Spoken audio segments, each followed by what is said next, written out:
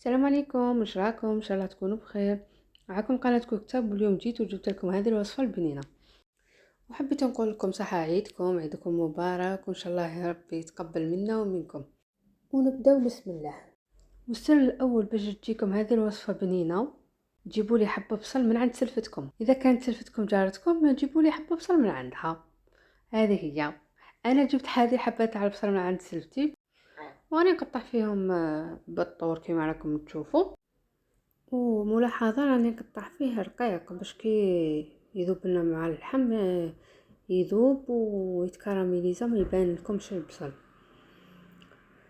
وانا بعد ما كنت قطعت البصل نجيبو، انا درتو في صوتوز، ونروح انا درت له الشحمات هما الاولين، وزدت له فوق البصل. انا ما درتش الزيت، درت غير الشحم في بلاصه الزيت. وهنا السر الزوج باش يجيكم هذا الطبق بنين، تجيبوا لي اللحم اللي تكون اختكم ذابحه منه، هذا هو السر الزوج. لا عندكم انا غير نقصر. وكما شفتوا اللحم قطعته صغير شي كبار. واذا حبيتوا ديروهم هكا مرصوات ديروهم في الكوكوط باش يطيب لكم مليح، وغلقوا عليه. انا درته غير في هذه الطريقه يطيب جا طري وما شاء الله. وبالنسبه للتوابل درت غير شويه ملح شويه فلفل كحل ورشه هكا خفيفه تاع كمون، ما تكثروش الكمون. واذا عندكم اكليل جبل زيدوله.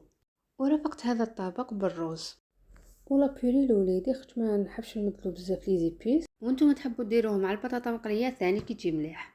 هنا راني درت نص مغرفه زبده وشويه زيت وريقارنت وعود تاع قرفه وخمسة حبات قرنفل وخمسة حبات كبابه وشويه تاع فلفل كحل. درتهم قيس ما ذابت هذيك الزبده وتحمصونا غير شويه ما نحرقوهمش.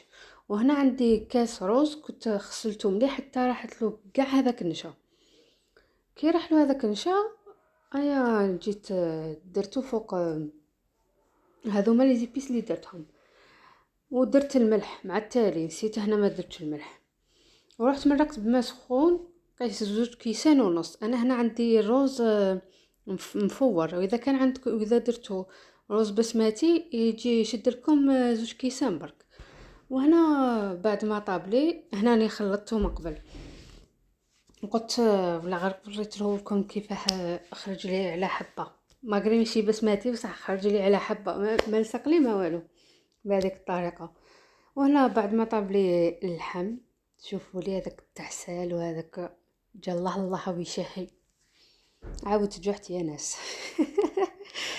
وانا بعد ما كنت دريسيتو هكا بالروز هذه هي. وهذه لابيري مع اللحم لوليدي، ماشي تحبوا ترافقوا اللحم هذاك بلا بيري ولا بالروز ولا بطاطا مقليه اللي حكي ما حبيتو. وهنا جيت ذقت ما اكذبش عليكم. المهم اذا عجبكم لا فيديو ما تنساوش الاشتراك وتضغطوا على زر الاعجاب وتخلوا لنا كومنتار هكا شباب يطلع لنا المورال. ويعطيكم الصحه، وان شاء الله نلتقي في وصفه القادمه ان شاء الله. والسلام.